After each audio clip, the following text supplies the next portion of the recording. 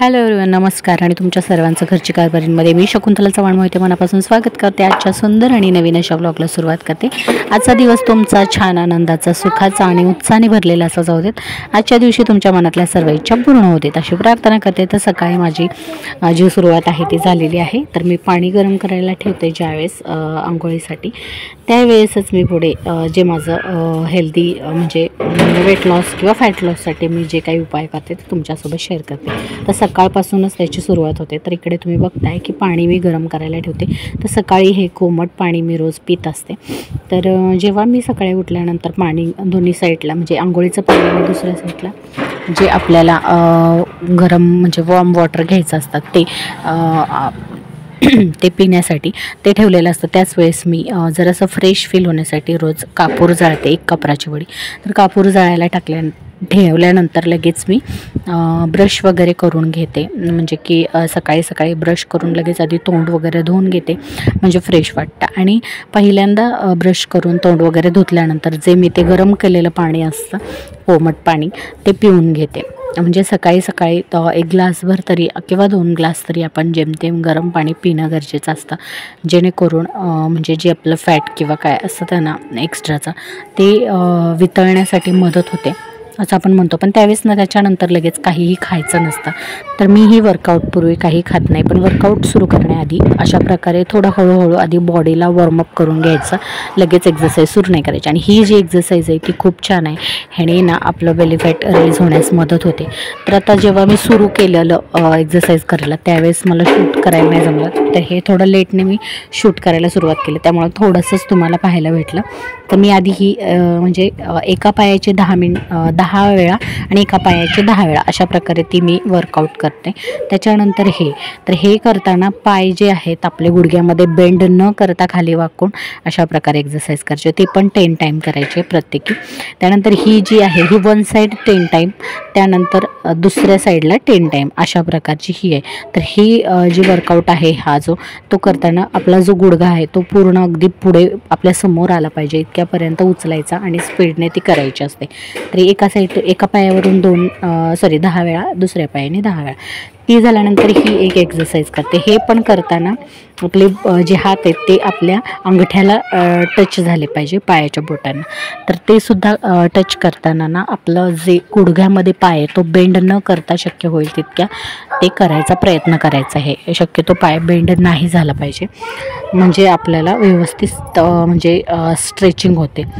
त्याच्यानंतर मग थोडंसं म्हणजे आपल्याला दमल्यासारखं होतं। त्याच्यानंतर मग मी खाली बसून रिलॅक्स होते, म्हणजे जो आपण ओम असं करतो तर ती एकदम म्हणजे मेडिटेशन टाईपमध्ये, तर ते करते मी थोडा वेळ।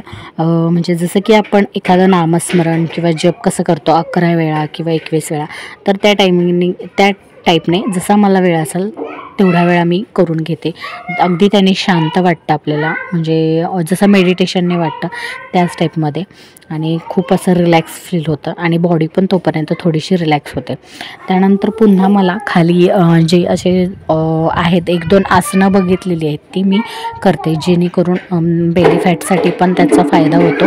आणि दुसरा एक फायदा असा की सेक्शन झालेल्यांचा जे स्पायनल प्रॉब्लेम असतो, म्हणजे की बॅक पेन होतो किंवा जो बोनमध्ये आपल्या बॅकबोनमध्ये जे इंजेक्शन दिलेलं असतं ॲनेस्थेसियाचं, त्यामुळे ज्या आपल्या मणक्यामध्ये जे पेन होतं ते सुद्धा रिलीज होतं। अशा 1-2 एक्सरसाइज मी याच्यामध्ये करून घेते। तर ते करण्यापूर्वी जेव्हा मी ओम असं थोडंसं जे मेडिटेशन करते त्याच्यानंतर मी कपालभाती करते, जेणेकरून पोटासाठी हा खूप इफेक्टिव्ह आहे। जेव्हा पोट आपल्याला असं वाटतं की बाहेर आले, तेव्हा तुम्ही फक्त कपालभाती जरी केलं तरीसुद्धा त्याच्यावरती फायदा होतो। तर ह्याला काय करायचं आहे तर नाकाने श्वास घेऊन तोंडाने सोडायचं किंवा नाकाने सोडायचं आहे, आणि त्या टायपिंगमध्ये तो श्वास आत बाहेर करताना आपण पोट आत बाहेर हलवायचं आहे। त्याने आपलं पोट व्यवस्थित स्ट्रेच होतं आणि त्याने पोट कमी होण्यासाठी ह्या एक्सरसाइजचा खूप फायदा होतो। तर माझ्यासोबत अनिश पण बसला बघा, तो सुद्धा ही वर्कआउट माझ्यासोबत ट्राय करतो, पण त्याला जमत नाही, तो असं पोट हाताने मागे पुढे करत असतो। तर ही एक्सरसाइज झाल्यानंतर मग मला आणखीन एक जे आसन आहे जे तुम्हाला बऱ्यापैकी बरेच जणांना माहितीही असेल आणि काही जण करतही असतील. मला अजून इतकं प्रॉपर ते जमत नाही, मी अलीकडेच सुरू केलं आहे, पण त्याने मला बेनिफिट खूप छान होतो आहे. कारण माझं बॅक पेन खूप बऱ्यापैकी आणि कमी आलेलं आहे. तर ते आसन म्हणजे भुजंगासन. तर भुजंगासनाने आपला जो म्हणजे ॲनेस्थेसिया दिलेला असतो कमरेत मणक्यामध्ये, तर त्याचं जे पेन होत असतं ते बऱ्यापैकी रिलीज होतं आणि बऱ्यापैकी तुम्ही म्हटलं तर तुमचा बॅक पेनचा त्रास ह्याने खूप कमी होतो. फक्त सुरुवातीला ज्यावेळेस तुम्ही हे स्टार्ट करण्यासाठी थोडे 1-2 दिवस तुम्हाला ते त्रासदायक वाटू शकतं, कारण आपल्या बॉडीला त्याची सवय नसते. आणि दुसरी गोष्ट म्हणजे की जेव्हा आपण अशा प्रकारे हे भुजंगासन करतो त्यावेळेस थोडासा मणक्यावरती ताण येतो. तर जेव्हापर्यंत तुम्हाला सवय होत नाही तोपर्यंत थोडा त्रास होईल, पण ह्याचे बेनिफिट खूप छान आहेत. त्यानंतर नेक्स्ट म्हणजे हे बटरफ्लाय. तर हे एक खूप छान आहे, प्रत्येक लेडीजने प्रेग्नन्सीमध्ये वगैरे पण करावे.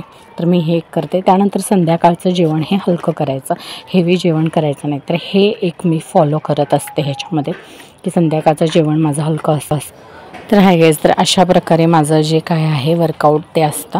आणि हे जे मी आहे अलीकडे वेट कमी करण्यासाठी, किंवा मग तुम्ही म्हणाल मला तर वेट नाही पण फॅट कमी करायचं, तर त्यासाठी मी ह्या टिप्स फॉलो करते. तर तुम्हीही करू शकता. ह्याचा रिझल्ट खूप छान येतो आणि बेनिफिट पण आहे, जे की मला पण आहे. अजून इतका फरक दिसत नाही आहे, पण मला स्वतःला जाणवतो की आपल्याला रिलॅक्स वाटतं. दुसरी गोष्ट खूप हलकं वाटतं आणि दिवसभराची कामं करण्यासाठी खूप छान वाटतं, फ्रेश वाटतं. असा थोडासा सकाळचा वेळ आपण आपल्या वर्कआउटसाठी दिला तर त्याचा खरंच खूप फायदा आपल्याला दिवसभर होतो. दिवसभर अजिबात दमल्यासारखं वाटत नाही आणि फ्रेश फील राहतं आणि आपण एनर्जेटिक राहतो दिवसभरात पूर्णपणे. आणि जे आपलं मेन मोटिव्ह आहे, जे की आपल्याला फॅट कमी करायचं किंवा पोट कमी करायचं, ते सुद्धा ह्याने साध्य होतं. त्यामुळे बऱ्याच गोष्टींचे फायदे ह्याच्यातून भेटतात.